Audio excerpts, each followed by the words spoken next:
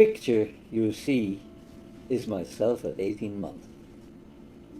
I was more handsome then than I am now at 90. The only thing we changed in the picture is that we substituted the Dutch fisherman's hat for a Texas 10-gallon hat. The wooden shoes in the picture are real. The fisherman's uniform is real. The picture was taken in Holland in 1923. I will now read you a short chapter from my memoirs. The background music you hear is klezmer music from Eastern Europe, largely on clarinet. The name of this chapter is Poland, 1935. In 1935, my mother took me to Poland to visit the only one of her sisters still living there. We visited the city and then crossed the river into the little town where she was born. I was too young to know it then, but we had arrived in the shtetl. The streets were crooked and dusty. Women carried heavy loads from cramped shops. The men wore black kaftans. Boys had long earlocks and wore yarmulkes. Chickens ran in the streets. The sound of Yiddish around me was as strange as the sound of a gamelan orchestra. My aunt's father, a dark and intense man with an absent look, measured and sold material in a small store, his mind all gone. On the second story of an old and leaning house lived my great-grandfather. The room was dark and smelled of gribbiness, rendered chicken fat. We stood on the balcony, Grandpa and I, his arm around my shoulder, looking down at the courtyard.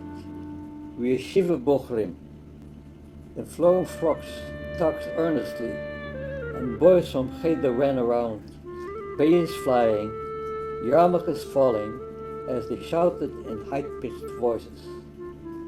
Against the wall, old men sat and shook in prayer, reciting chapters from Proverbs. Chanting came from dark openings. A smile crossed the kind creases of Grandpa's face as he turned his old and bent body to me, stroking his white beard. "See how we live here," he said. We left, my mother and I, and on the square we hired a droshky, a ramshackle horse-drawn carriage with a sleepy driver who drove us to the cemetery. Over cobbled streets and then rutted country roads we went, a dull sky overhead. The horse breaking into a canter only when the balagole woke up long enough to give it a disinterested smack with his frayed whip. We stood before the grave of the grandfather I had never known. All tombstones were alive with crowded Hebrew scribblings. Small rocks on top left words he had recently been visited.